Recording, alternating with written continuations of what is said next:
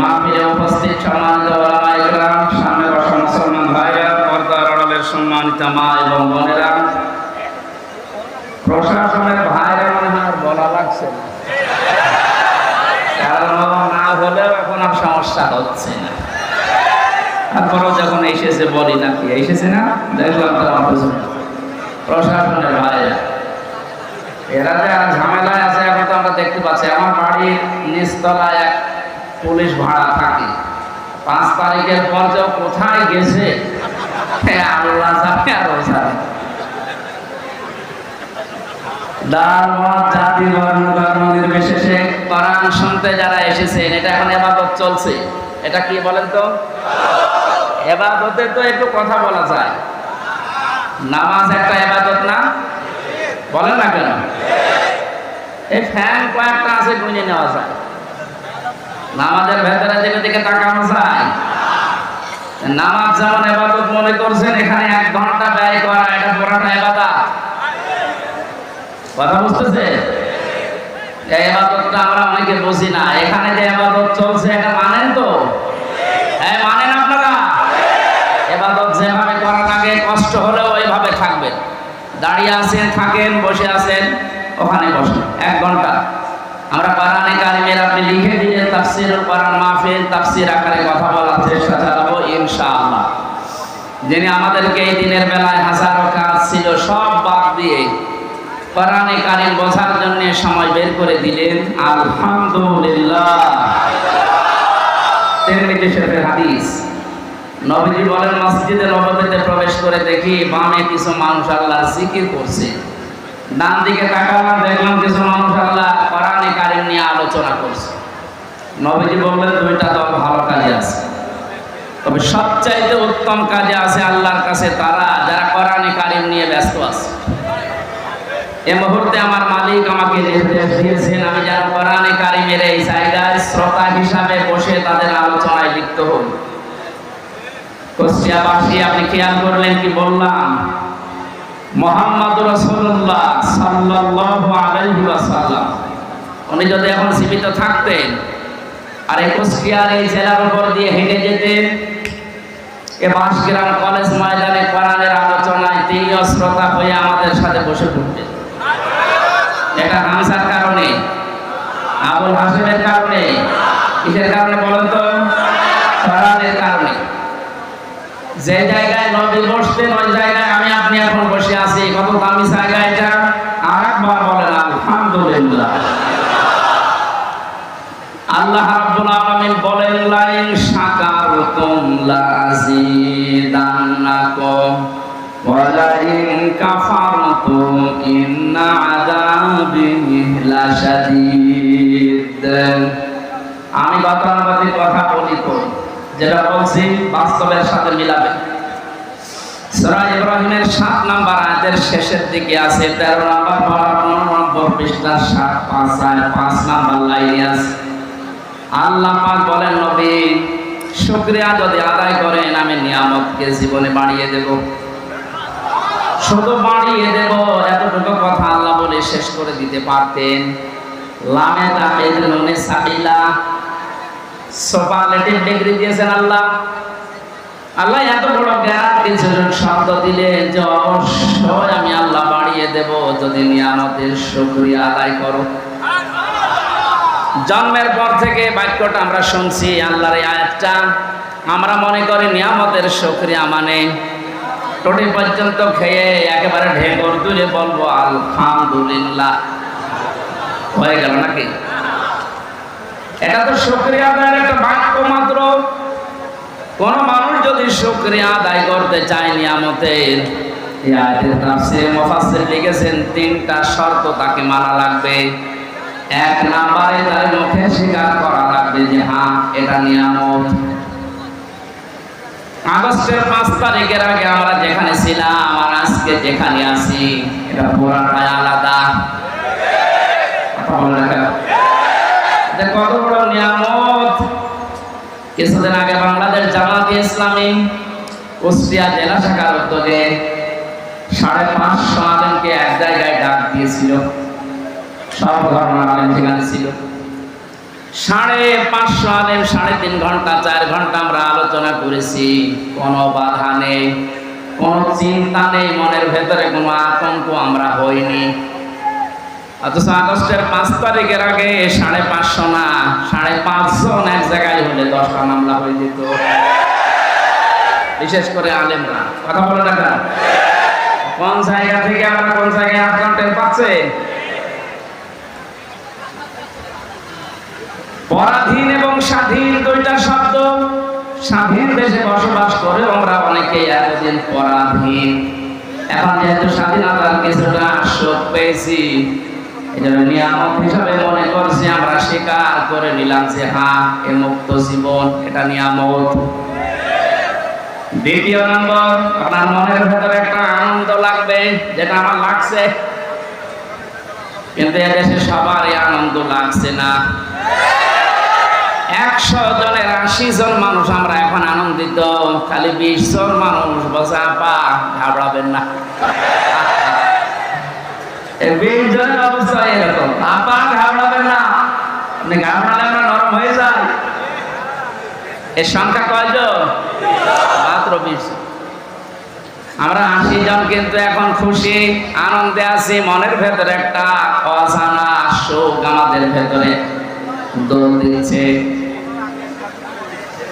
এর তাফসীরে মুফাসসির আরেকটা তথ্য দিয়েছে, মানুষ যখন খুশি হয় তখন তার বাম স্তনের 2 আঙ্গুল নিচে একটা গোস্তের টুকরা আছে, যেটা আমরা ফলো বলে জানি।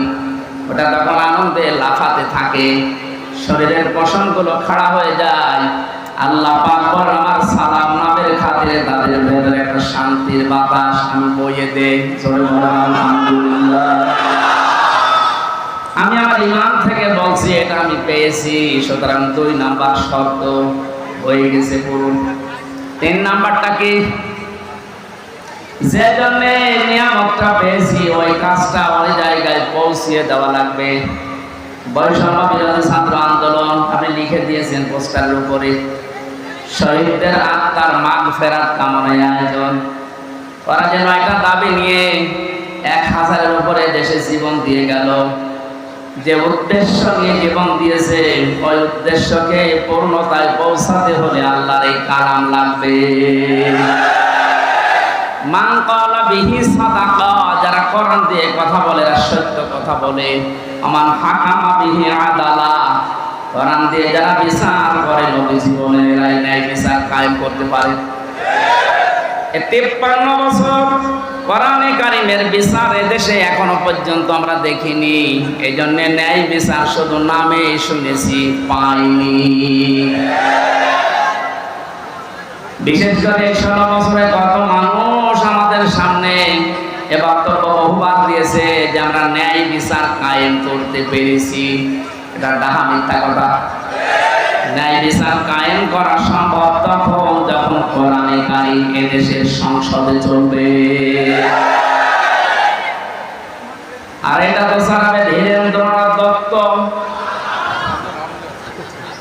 এরকম মানুষ জীবনেও কোরআনে কারিমকে ওই জায়গায় নিতে চাইবে না। তার প্রমাণ সুরজিৎ সেনগুপ্ত এরকম সংসদে বলেছিল কোরআনের আইন এটা বর্বর আইন। কোন আয়াতের প্রেক্ষিতে? সূরা মাইদার 38 নম্বর আয়াত যখন সংসদে কে যেন বলেছিল, ওই সময় দেখলাম রিয়েক্ট করেছে, আস-সারিকু ওয়াস-সারিকাতু ফাকতাউ আইদিয়াহুমা জাযাম বিমা কাসাবা নাকালাম মিনাল্লাহ। ইলা আখির আয়াত। আল্লাহ পাক বলেন, সব পুরুষ হোক আর নারী হোক, সাক্ষ্য প্রমাণে যদি ধরা পড়ে তাহলে তার হাত কেটে দাও। এটা দুনিয়ার শাস্তি। এই লোকটা এই আয়াতকে বর্বর আইন বলেছিল। কারণ হচ্ছে তার যে কালো বিড়াল পাওয়ার পরও বলেছিল না, হবে না। প্রমাণ করার জন্যে তদন্ত কমিটি গঠন করে প্রমাণ হয়েছে, হাতে নাতে ধরা পড়ার পরও আবার কিসের দুর্নীতি দমন কমিশনের হাতে দেওয়া লাগবে, কিসের তদন্ত কমিটি গঠন করা লাগবে। জেনেছিল যে না, এ আইন যদি বাংলার সংসদে একবার কায়েম হয়ে যায়, আমি তোর হাত থাকবে না। তোমার যারা তারা কোনোদিন চাইনি এদেশে কোরআনের আইনটা সংসদে যায়। এটাকে বর্বর আইন বলে তারা, যাদের হাত থাকার কথা না। কথা বলে না। এখানে যতদিন পর্যন্ত কোরআনে কারিমের এই নিয়ম নীতিগুলো সংসদে নিয়ে যেতে না পারবেন, ততদিন শুধু ন্যায় বিচার মুখে শুনবেন, বাস্তবে পাবেন না। আমরা চাই কোরআনের আইনগুলো 56,000 বর্গ মাইলের দেশে 100 ভাগ চালু হোক, আর ন্যায় বিচার কারে বলে আল্লাহ যেটা গ্যারান্টি দিয়েছে ওটা যেন আমরা দেখতে পাই। কথা বলেন ঠিক কিনা?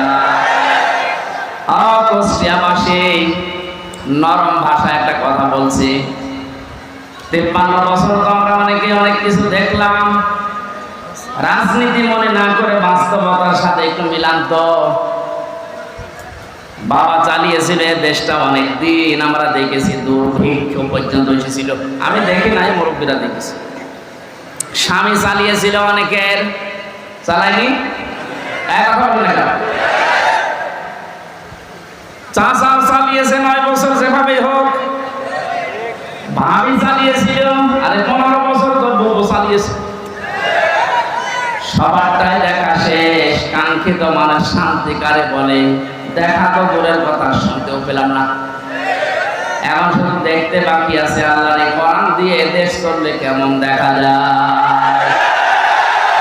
শুধু ঠিক আছে না, এইটা দিয়ে বাংলাদেশ চলবে, এটা কারা চান দেখি?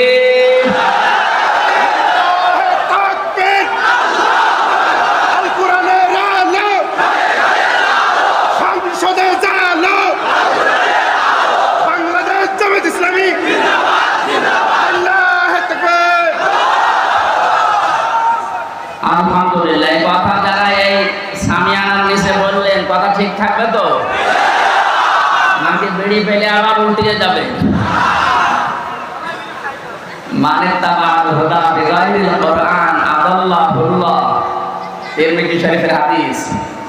নবীজি বলেছেন, কোরআন যদি কাউকে পরিবর্তন করতে না পারে, আর কোরআন বাদ দিয়ে পৃথিবীর কোন জায়গায় যদি কেউ ভালো হওয়ার নিয়ত নিয়েও যায়, আল্লাহ নিজে তাকে দায়িত্ব নিয়ে গোমরা বানিয়ে দেয়। এই জেলাকে বহু ভালোবাসি, আমার মাতৃভূমি এই জেলা কুষ্টিয়া। খুব ভালো করে শোনেন কুষ্টিয়ার মানুষেরা, কোরআন যেখানে নেই ওখানে গেলে আপনাকে খারাপ বানাবে। হামজা বলেন আদাল্লাহুল্লাহ, আদাল্লাহ ইউদিল্লু, বাবা ইফআল থেকে এসেছে। যদি নবী দল্লা ইয়াদিল্লু দিতেন তাহলে বাংলা অর্থ দাঁড়াতো যে আপনি নিজেই নিজেকে খারাপ বানিয়ে ফেলেছেন। বাবা ইফআল থেকে আসার কারণে শব্দের অর্থ দাঁড়িয়েছে আপনার হয়তো নিয়ত ভালো ছিল, কিন্তু এমন এমন জায়গায় গেছেন যেখানে কোরআন ছিল না। নিয়ত ভালো থাকার পরও কোরআন না থাকার কারণে আল্লাহ নিজে দায়িত্ব নিয়ে আপনাকে আরো খারাপ বানিয়ে দেবে। এর বাস্তব প্রমাণ কুষ্টিয়ার লালনের ভাষা। হাজারো মানুষ বিভিন্ন জেলা থেকে আসে, এই জেলা থেকেও যায়, কি খারাপ নিয়তে যায় না। আপনি পড়ে গেলাম লালমনিরহাট, লেনফামারি যারা আছে, বউ ছেলে মেয়ে বেটার বউ সব নিয়ে, কারো নিয়ত খারাপ না। জায়গা পাচ্ছে না, গরিব মানুষ বাঁশের মাথায় উঠে আসতেছে। কেন? আল্লাহর ওলি এখানে শুয়ে আছে। অথচ বাস্তবতা কি? এখানে কোরআনের নিয়ম নীতি চলে, যত শিরিক সব চলছে। এমনকি আমার যতটুকু বাস্তব দেখা, সারা দেশে কুড়িয়ে আপনি সেই কয়মন গাছা না পাবে, এ মাজারে তার দিতে বেশি গাছা পাওয়া যায়। পুলিশ পাহারা দিয়ে আরো গাছা খাওয়ায়, খান। এই হচ্ছে আল্লাহর ওলির অবস্থা। এখানে কোরআনের কোনো নিয়ম নীতি নেই। সুতরাং আমরা দেখতে পাচ্ছি কি, মানুষ ভালো হওয়ার নিয়তে আসার পরও আগে বিড়ি খাইতো না, এখন বিড়ি খায়। আগে গাছা খেত না, এখন গাছা খায়। ওকে ভালো হয়েছে না খারাপ হয়েছে? ওকে খারাপ বানিয়েছে হামজা। বলেন এ কথাটাই, হাদিসটা 100 ভাগ মানেন তো? হেদায়েত দেওয়ার একচ্ছত্র মালিকানা যেহেতু আল্লাহ, আর উনি জানিয়েছেন আদাল্লাহুল্লাহ, আমি নিজে তোকে খারাপ বানাবো। কুষ্টিয়াবাসী আমরা কোরআনের এই চোখ, হাদিসের চোখ লাগিয়ে দেখতে পাচ্ছি। আজকে আপনাকে সতর্ক করার জন্য এসেছি। খুব ভালোভাবে খেয়াল করেন, কোরআন যেখানে নেই ওখানে গেলে আপনি নিজে খারাপ হবেন না, আপনাকে খারাপ বানানো হবে। আর এর কর্তা হবেন কে বলেন? সুতরাং এটা বিশ্বাস যদি 100 ভাগ করে থাকে, সিদ্ধান্ত নেওয়া যায় না যে কোরআন যেখানে নেই ওখানে আমি যাব না। বলেন আর নিচে নামবো? ঠিক আছে, নামলাম। আজকে থেকে আর একটা সিদ্ধান্ত নিয়ে কোরআনের মাহফিল থেকে বিদায় নেওয়া লাগবে। এই বাংলাদেশে যত রাজনৈতিক দল আছে, যে দলে কোরআন নেই, কোরআনের কর্মসূচি নেই, ওই দলের প্রতিষ্ঠাতা আমার বাবা হলেও আমি ওখানে নেই। এটা ঠিক রাখবেন। কারা দেখি লিল্লাহি তাকবীর। এই আন্দাজ হাত তুলবেন, দেখেন তো হাত তোলেনি কে, দেখেন তো।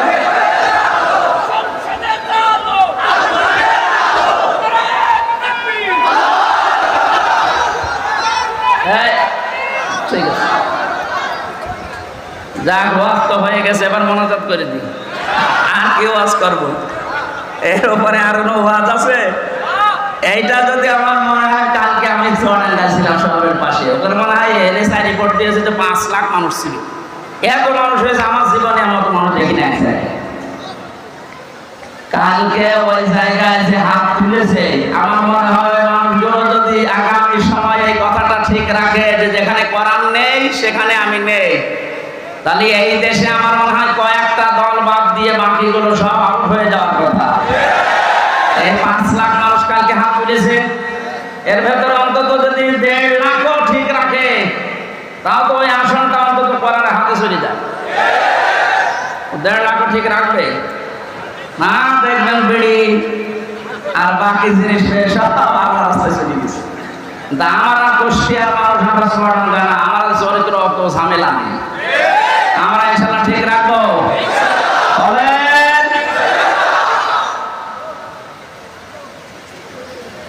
যত জেলায় গেছি হাদিসটার ব্যাখ্যা যত জায়গায় করেছি, আমার মনে হয় মানুষগুলো যদি যারা হাত তোলে শুধু, এরাও যদি ঠিক রাখতো, তো বাংলাদেশে সেই 11 সালের পর থেকে যা শুরু হয়েছে আমার আলোচনা, ওই সময় দেশে ইসলাম কায়েম হয়ে যাবে। কোরআন নেই, আমি সেখানে নেই, তাহলে কোন দল টিকবে?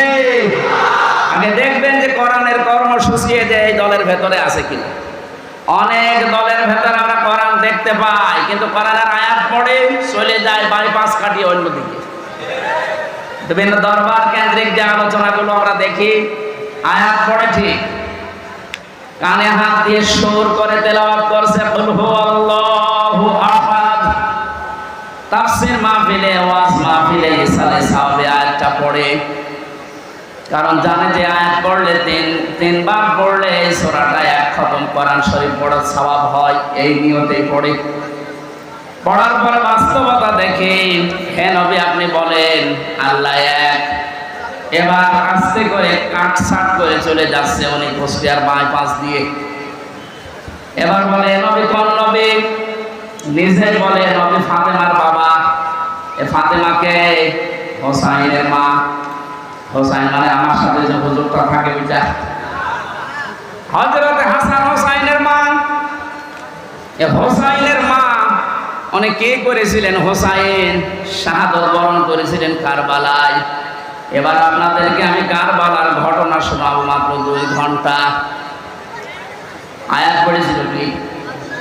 কুল হুয়াল্লাহু আহাদ। আর তাফসীর হচ্ছে কারবালার। তাও তো কারবালার যে 27টা শিক্ষা আছে, ওইগুলো যদি সামনে নিয়ে আসে তাও তো মানায়।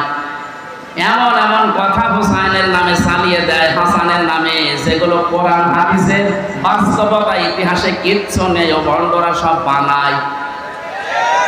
আর আমরা গ্রাম্য মানুষ বিভিন্ন জায়গায় বসে বসে শুনি আর বলে যে হ্যাঁ ওয়াজ হচ্ছে, এই তো ওয়াজ হচ্ছে। এটা কোরআনে কারীম কথা বলে ঠিক, কিন্তু কোরআন থেকে যে কথা আল্লাহ জানাতে চেয়েছেন কুল হুয়াল্লাহু আহাদ দিয়ে তার ওয়াহাদানিয়তের কথা, তার একাত্মবাদের কথা, এই কথাগুলো যদি আহাদুন শব্দের, ইলাহুন শব্দের ব্যাখ্যা আমরা জনগণকে সঠিকভাবে শোনাতে পারতাম, এদেশের মানুষ আমার মনে হয় অনেকে পরিবর্তনের চেষ্টা করত। কালকে 2 জন যারা মুসলমান হয়েছে চুয়াডাঙ্গায়, অশিক্ষিত মানুষ না, 2 জনে শিক্ষিত। ওখানে আবার শব্দের ব্যাখ্যা ছিল ইলাহ শব্দের সাইয়্যিদ আবুল আলা মওদুদী রাহমাতুল্লাহ আলাইহি ওনার একটা লিখিত বইয়ের উপরে কালকে আলোচনা ছিল আমার।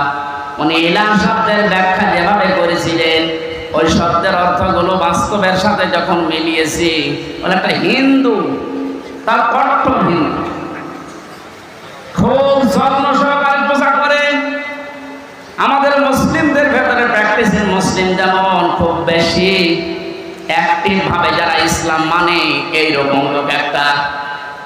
কথা শেষ করার পরে আমি জিজ্ঞাসা করেছিলাম যে কি আপনি মুসলমান হয়ে গেলেন কেন?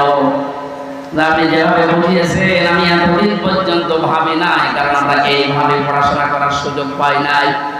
আমাদের যে ধর্ম ওই ধর্মে আমাদের কিতাবগুলো আমাদের পণ্ডিতরা ছাড়া, ধর্মের গুরু ছাড়া আমাদের পড়তে দেয় না। ইলা শব্দের যে অসাধারণ ব্যাখ্যা দিয়েছিলেন যে পৃথিবীর বহু ইলা আছে, আন্দাজে ইলা দাবি করে থাকে, ওদের কোনো কর্মক্ষমতা বাস্তবতা কিচ্ছু নেই। শেষ পর্যন্ত আমার বিবেকে নাড়া দিয়েছে এই সত্যকে সত্য না মেনে মারা গেলে আমি নিজেকে ক্ষমা করতে পারবো না। দেন আপনি আমার ইসলামে দীক্ষিত করে দেন। জোরে বলেন সুবহানাল্লাহ। এই জন্য আমরা কোরআনে কারীম যেখানে নেই, আজকে থেকে আপনি সিদ্ধান্ত যখন নিয়েই ফেলেছেন যে অন্য কোনো জায়গায় আর যাবেন না, আজকের মাহফিল আমার মনে হয় যদি ঠিক রাখতে পারেন হাতটা, এই আলোচনা এই আয়োজন সাকসেস। জোরে বলেন সুবহানাল্লাহ। দরুদ আর সালাম পাঠ করে আজকের তেলাওয়াতকৃত আয়াত, যদিও এটা একটা সম্ভাবনা বাস্তবতা নিয়ে সামনে আল্লাহ আয়াতটা নাযিল করেছিলেন সূরা কাসসের 85, 84, 83, 84 এই আয়াতগুলো। এখানে আল্লাহ রাব্বুল আলামিন কিছু মানুষকে পরকালের যে ঘর আছে, বিশাল জীবন আমাদের সামনে পড়ে আছে আমাদের চোখ বন্ধ হওয়ার পর, এখানে মানুষের জন্য আল্লাহ যে ঘর তৈরি করবেন, কাদেরকে কাদেরকে ঘরগুলো আল্লাহ দেবেন তার বর্ণনা আল্লাহ দিয়েছেন এই আয়াতে। আমরা যেহেতু শুধু দুনিয়াদার না, আমাদের সামনে আরেকটা জগৎ আছে, এটা আমাদের বিশ্বাসে আছে না নেই? কুল্লু নাফসিন যায়িকাতুল মাউত ওয়া ইন্নামা তুওয়াফাউনা উজুরাকুম ইয়াওমাল কিয়ামাহ ফামান যুহজিহা আনিন নার ওয়া উদখিলাল জান্নাতা ফাকাদ ফাজ ওয়া মাল হায়াতুদ দুনিয়া ইল্লা মাতাউল গুরুর। আর কুষ্টিয়াবাসী সূরা আলে ইমরানের 85 নাম্বার 185 নাম্বার আয়াতটার দিকে তাকান। আল্লাহ পাক বলেন পৃথিবীর যা সৃষ্টি করেছি, জীবন যারে দিয়েছি তার মরণ দেব, সবাইকে একদিন মারা লাগবে। মারা যাওয়ার পরে দুনিয়ার জীবনে যে যা করেছে তার পারিশ্রমিক উজরত পুরস্কার আমি পরিপূর্ণ করে দেব। আমার তো মনে হয় একজন মানুষ যারা আল্লাহর পথে পরকালের পথে বিশ্বাস হালকা পাতলা আছে, এই মানুষের জীবনে আয়াতের দ্বারাই পরিবর্তন হয়ে যাওয়া সম্ভব।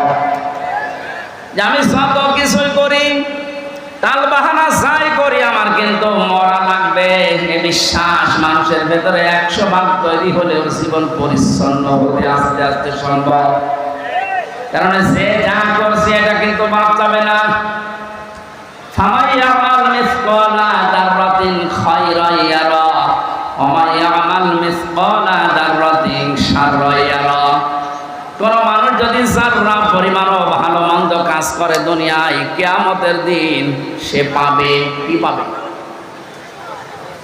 এর আগে যত তাফসীর আমি দেখেছি পুরাতন ওল্ড তাফসীর, মুফাসসিরিন গ্রামে ইয়ারা শব্দের ব্যাখ্যায় দিয়েছেন যে কিয়ামতের দিন আপনাকে দেওয়া হবে, এতটুকু শেষ। আধুনিক তাফসীর যারা বের করছেন দেওয়া হবে এখানে লেখা নেই, ইয়ারা মানে চোখ দিয়ে দেখা। দুনিয়াতে আপনি ভালো মন্দ যাই করেন না কেন, যতটুকু করেন কিয়ামতের ময়দানে ওইটা আপনাকে ভিডিও ক্লিপ আকারে আল্লাহ দেখাবে। জোরে বলেন আল্লাহু আকবার। এটা যদি 100 ভাগ কেউ বিশ্বাস করে, সে নিজের স্ত্রী বাদ দিয়ে কোনোদিন হোটেলে রাত কাটাবে? এদেশে কাটাচ্ছে না? আর কথা বলেন না কেন? 5 তারিখের পর থেকে আজকে এই 9 তারিখ, এই কয়েকদিনের ভেতরে আপনি দেখেছেন কি অবস্থা। যত যত বড় বড় মহারথী দেখতাম আমাদের চরিত্রতে এত নিচে নামতে পারে আমার বিশ্বাস ছিল না। বিশেষ করে দরবেশ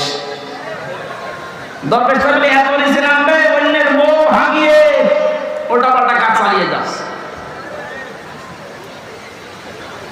দাড়ি কেটে নম হয়ে গেছে, তাহলে বোঝা যাচ্ছে এটা দাড়ি, এটা আসল দাড়ি না, জনগণকে ধোঁকা দিয়ে বোকা বানিয়ে টাকা পয়সা আত্মসাৎ করার দাড়ি এটা। অনেকে বিভিন্ন রকমের এরকম মেকি কাজ করে আমি দেখেছি। কুষ্টিয়ানা হালসায় যেন ওই যে 12 সাল 11 সালের দিকে এক দোকানে তেল নিচ্ছে এক লোক, দেখলাম বারবার তেলে মাপে কম দেয়। ঘুরে এসে বললাম, চাচা একটা কাজ করলেন কেন? আপনি বারবার তেল মেপে দেন, ওই লোকটা তো বসে নাই, একটু আলাপ হলা। তা আপনি এসে তো টের পান যে কি করলেন? কিছুক্ষণ আগে নামাজ পড়ে আসলেন, টুপি এখন আপনার মাথায় আছে, আর আপনি বারবার ওজনে কম দিচ্ছেন। নামাজ পড়ার এই হাল। পকেট থেকে একটা সাদা টুপি বের করে বলছে, বেশি বজম, এটা আমার তেল বেচা টুপি আর এটা নামাজ পড়া টুপি। আমার মনে হয় দোকানদার যা করেছিল এই 15 বছর পরে দরবেশ ঠিক এইটাই করেছে। বৃষ্টি হচ্ছে নাকি?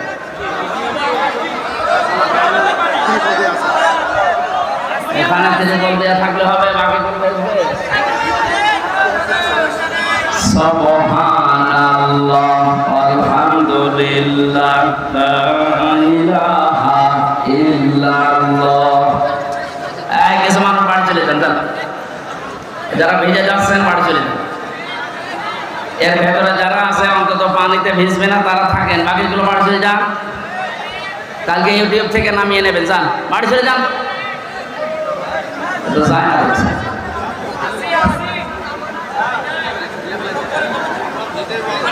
এখানে আয়াতটা আমাদের প্র্যাকটিক্যাল লাইফে সেট করা দরকার। এখন থেকে এমন এমন কাজে আঞ্জাম দেওয়া দরকার, চোখ বন্ধ হওয়ার পরে যেন ওটা দেখে আমার জীবনে আনন্দ লাগে। কথা বলে ঠিক কিনা?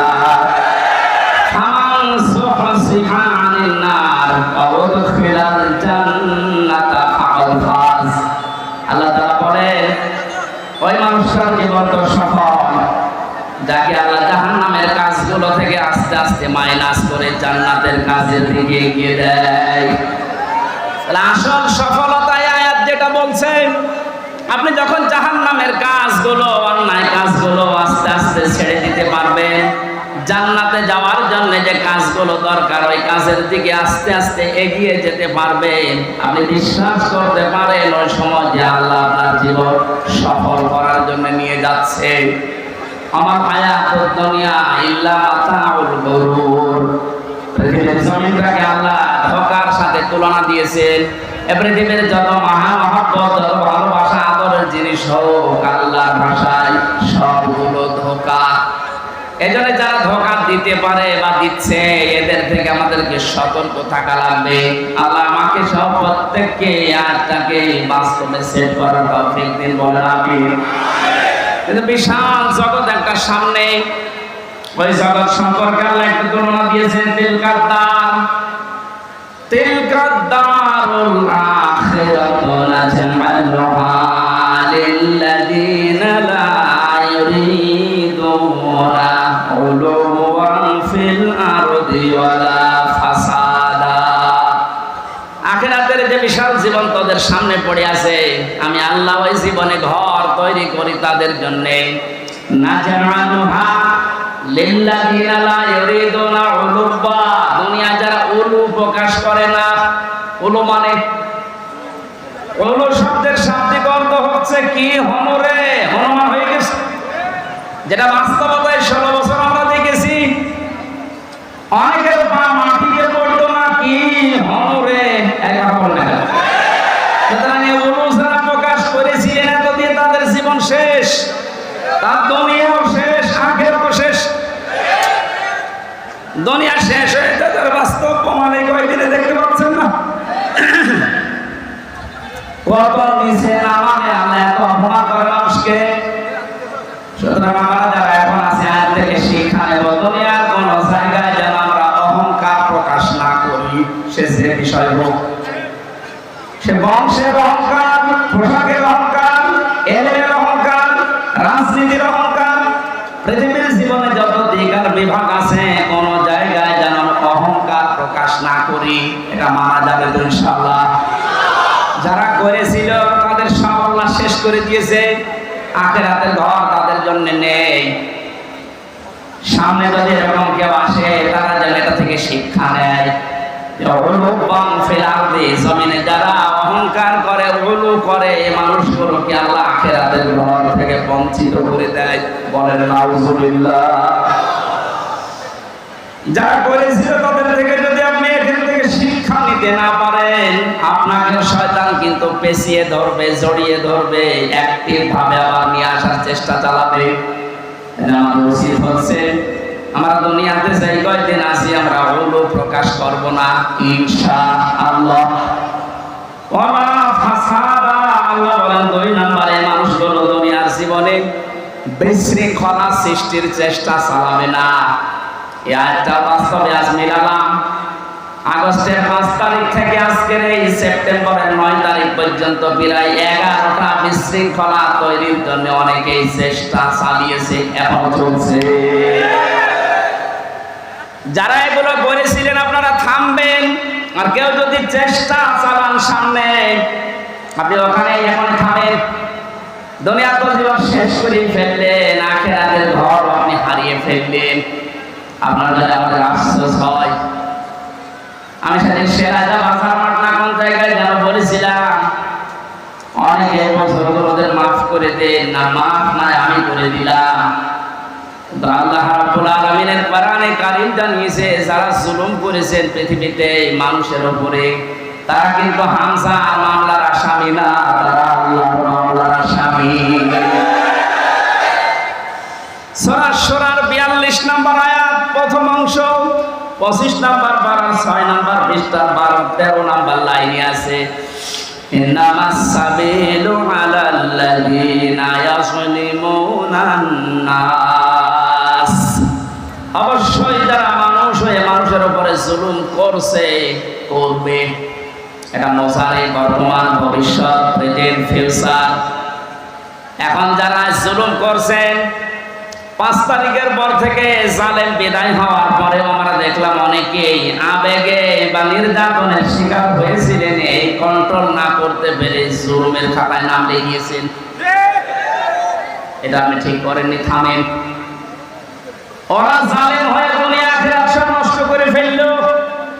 আপনিও যদি ওদের পথ অবলম্বন করে নিজের দুনিয়া আখিরাত ধ্বংস করে ফেলেন, ওদের ভেতরে আমাদের ভেতরে পার্থক্য থাকলো কি বলেন? আমাদের উচিত হবে আমরা যেন কোনো মানুষের উপরে জুলুম না করি, কারণ জুলুম যে করে এটা একটা ঘৃণিত শব্দ। আল্লাহ বলেন আমি নিজে তার নামে মামলা দায়ের করব। ব্যারিস্টার আরমান এবং আমান আজমি ভাই সহ যত মানুষ এখন আস্তে আস্তে জুলুমের শিকার থেকে বের হচ্ছে, এদের যে বর্ণনাগুলো, এ বর্ণনা শুনলে বোঝা যাচ্ছে তাদের উপরে জুলুম হয়নি।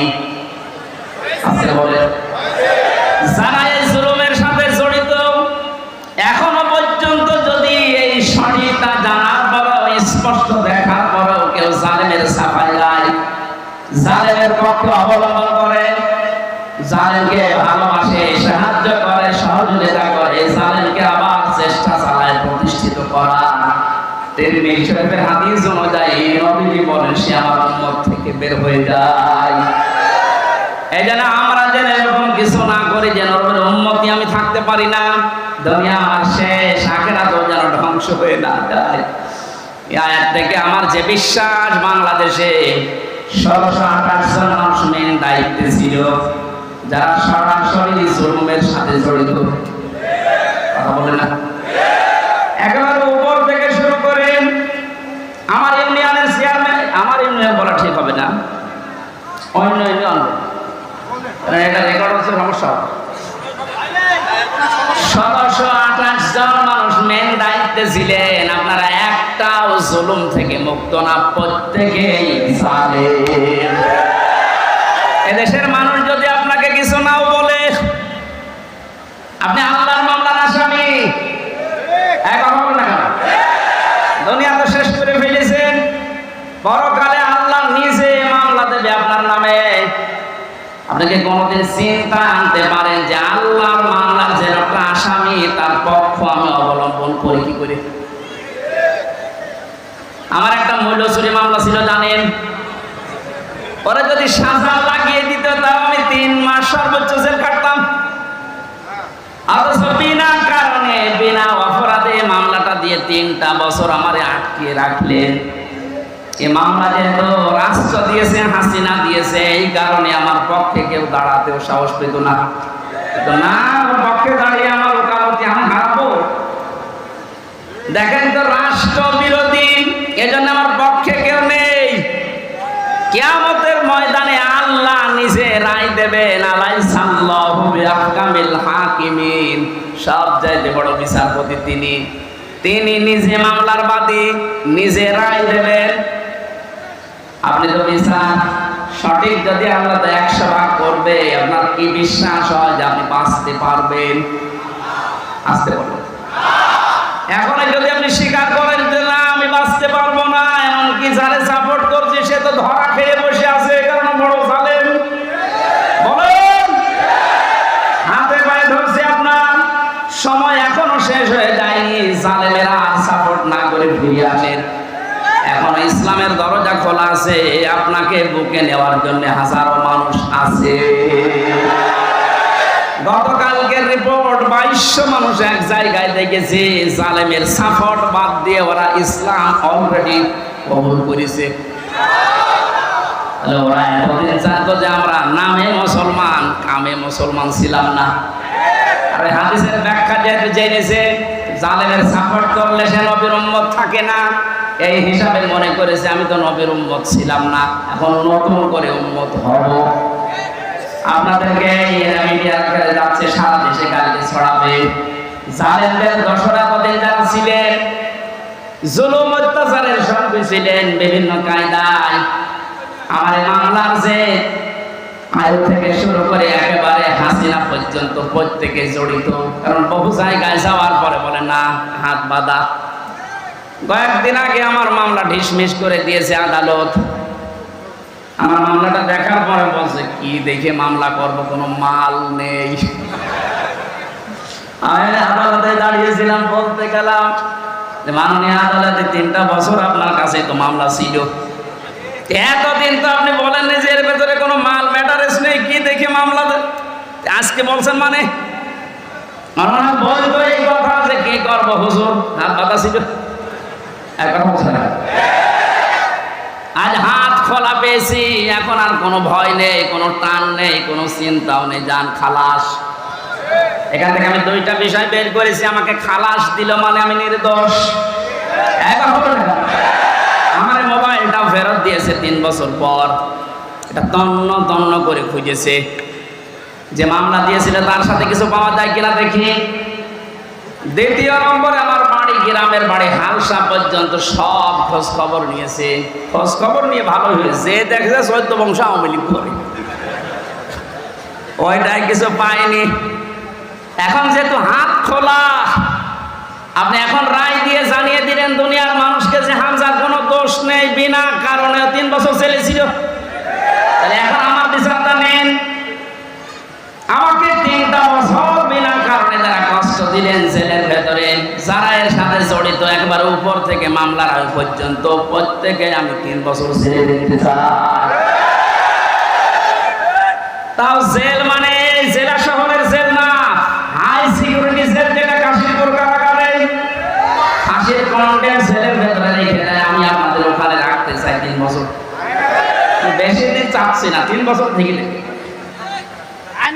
দ্বিতীয় নম্বরে আর একটা শিক্ষা বলি দেশের জন্য, এতদিন পর্যন্ত যারা মিথ্যা মামলা দিয়েছেন, সামনেও যারা দেওয়ার মতো অনেকে চিন্তা ভাবনা করছেন, এদেশে কোনো মামলা দেওয়ার পরে যদি দেখা যায় যে 2 বছর 3 বছর 5 বছর 10 বছর পরে বেকসুর খালাস, তার মানে তার কোনো দোষ পায়নি আদালত।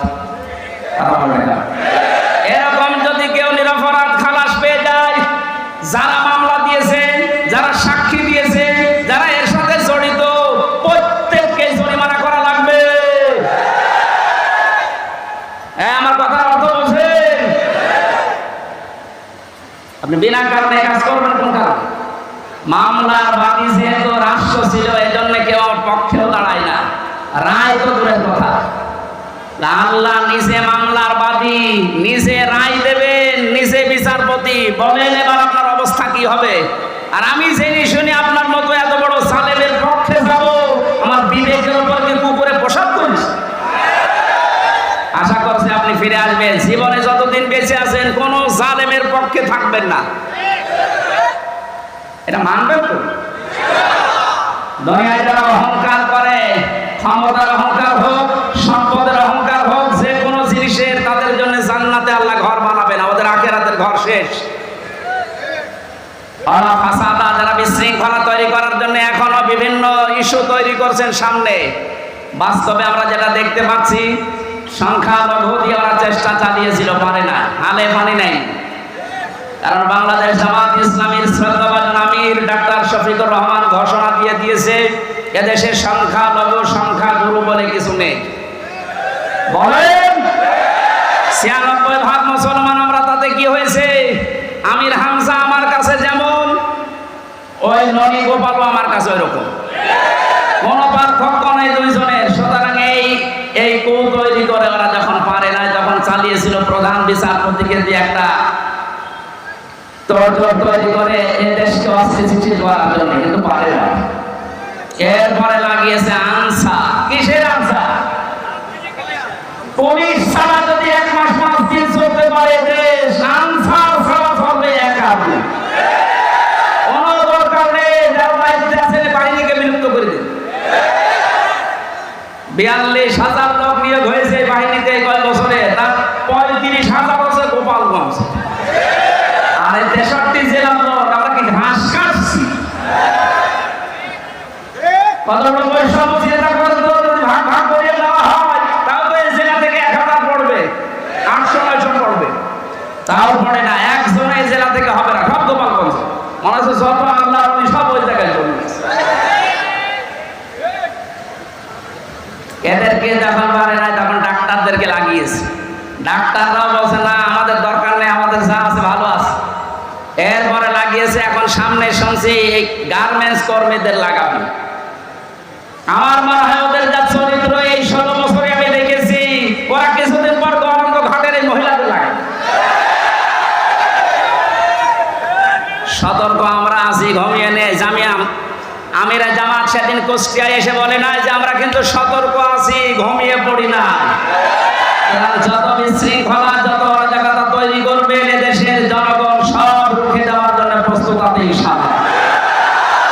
ষড়যন্ত্র থামা, দুনিয়া তো ধ্বংস করে ফেলেছেনি, তিলকা দারুল আখিরাত, আখিরাতের ঘরটা নষ্ট করেন না। ওয়ালা ফাসাদা, দুনিয়ায় যারা বিশৃঙ্খলা তৈরি করার চেষ্টা করে, দেশটা তো ঠিক আস্তে আস্তে দাঁড়িয়ে যাচ্ছে, সময় দেন না কেন? আপনি নিজেকেও ধ্বংস করছেন, দেশটাও ধ্বংসের ভেতরে ফেলার জন্য আপনি বিশৃঙ্খলা তৈরি করার চেষ্টা করছেন। আল্লাহ আপনাকে যেন বাঁচা, হেদায়েত দেওয়ার মালিক আল্লাহ। আমরা দোয়া করতে পারি, দোয়া করছি, চেষ্টা চালাচ্ছি, আপনি যেন ফিরে আসেন। কারণ বহু জালেম অলরেডি ফিরে এসেছে, জালেমের দর্শকরা এখন আস্তে আস্তে ফিরে আসার চিন্তা দেখছি নিচ্ছে।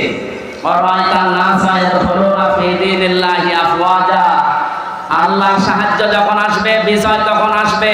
আমরা বিজয়ের প্রথম ধাপ দেখতে পাচ্ছি, দলে দলে পালে পালে মানুষরা ইসলামে আসতেছে।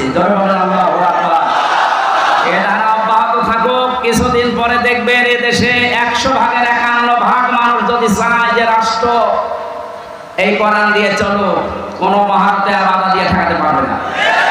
আমরা ওটাই দেখতে চাচ্ছি সামনে। কথা বলেন ঠিক কিনা? সম্মানিত মা বোনেরা, কোন জুজুর ভয় পাবেন না। আমিরে জামাত অলরেডি ঘোষণা দিয়েছে, মেয়েদেরকে জুজুর ভয় দেখিয়ে ইসলামী আন্দোলন একামতে দিন সম্পর্কে উল্টাপাল্টা ধারণা দেয় দেশের রাম আর বামরা। কি করেছে আপনার পক্ষে 13টা সংগঠন? নারী পক্ষ, নারী স্বাধীনতা আন্দোলন, নারী বিপ্লব পরিষদ, নারী মুক্তি পরিষদ, কত নাম দেখেন তো। কোন নারীর গ্যারান্টি আছে দেশে? ইসলামের হাতে দিয়ে দেখেন, আপনি গ্যারান্টি পাবেন ইনশাআল্লাহ। বলেন ইনশাআল্লাহ। আকিবাতুল মুত্তাকিন, যারা তাকওয়া অবলম্বন করে চলবে, যেখানে যে জিনিস বসানো দরকার ওই জিনিস ওখানে বসাবে, এই মানুষগুলোর পরিণাম শুভ। আল্লাহ নিজে বলছেন আকিবাতু লিল মুত্তাকিন, এটা যেন আমরা চর্মচোখে এই শুভ পরিণাম দেখে মরতে পারি। আমি মাগরিবের পরে আলোচনা আছে যে ভেড়া মারা, এর জন্য শেষ করে দিচ্ছি। আল্লাহুম্মা আমিন। লা ইলাহা ইল্লা আনতা সুবহানাকা ইন্নী কুনতু মিনাজ জালিমিন। রব্বুল আলামিন, আখিরাতের ঘর তুমি যাদের জন্য বানাবে ওই ঘরে আমাদেরকে থাকার তৌফিক দাও। যাদের জন্য আখিরাতের ঘর তুমি বানাবে না জানিয়েছো, এই দুইটি গুণ আমাদের থেকে তুমি বের করে দাও। কোন কাজে কোন কর্মে যেন আমরা ভুল প্রকাশ না করে, অহংকার না করে, কোন বিশৃঙ্খল কাজে যেন আমরা যুক্ত না হই। যারা যুক্ত হচ্ছে আল্লাহ তুমি কুদরত দিয়ে তাদেরকে থামিয়ে দাও। আখিরাতে যাদের পরিণাম উত্তম তুমি ঘোষণা দিয়ে ওই দলে আমাদেরকে তুমি ফিরিয়ে দাও। ইমাম ফেরায় যারা শ্রম দিয়েছে আমার জাফর ভাই সহ যত মানুষ কোরআনের জন্য এত কষ্ট সহ্য করেছে, এদেরকে তুমি ওমরের মতো হেদায়েত দিয়ে দাও। সম্মানিত মা বোনদেরকে আয়েশার মতো, খাদিজার মতো, ফাতিমার মতো বানিয়ে দাও। আমার প্রাণ প্রিয় ছেলে এই কুষ্টিয়া, আল্লাহ তাআলা যে শয়তানগুলোর কারণে কোরআনের কথাগুলো জেলাতে বলতে পারতাম না, তারা সব পালিয়েছে। দোয়া করছি কিয়ামতের আগে এই জেলার দায়িত্বে যেন কোনো জালিম আর আসতে না পারে। এই জেলার মাঠের নিচে যত মানুষ ঘুমিয়ে আছে কোরআনের ইজ্জতে তাদের চিরতরে মাফ করে দাও। এই মাহফিলের বাস্তবায়ন কমিটিতে যারা আছে, যে উদ্যোগে মাহফিল দিয়েছে, আল্লাহ তুমি স্মরণশীল করে পৌঁছিয়ে দাও। সম্মানিত সভাপতি মাওলানা শামসুদ্দিন আলেম হিসাবে কবুল করে নাও। আমাদের প্রধান অতিথি, আমাদের দায়িত্বশীল জামাত ইসলামী বাংলাদেশ কুষ্টিয়া জেলার শ্রদ্ধাভাজন জেলা আমির, আল্লাহ তাআলা তুমি তাকে ইখলাস আরো বাড়িয়ে দাও। তার জীবনের ভালো ভালো কাজগুলো কবুল করো। মানুষ হিসাবে অন্যায় কাজগুলো তুমি নিজ করে ক্ষমা করে দাও। আমাদের সেক্রেটারি এসেছেন আদাবাক সদরুদ্দিন জালাল ভাই সহ সব আলেম ওলামা আছে, আল্লাহ আলেমদেরকে তুমি কবুল করো। আমার কণ্ঠটা তুমি ছেড়ে দাও। মুক্ত জীবনে যখন ফিরিয়ে দিয়েছো আমার কণ্ঠটা তুমি ছেড়ে দাও। বারাকাল্লাহু লানা ওয়া লাকুম ফিল কোরআনিল আযীম। আলহামদুলিল্লাহ।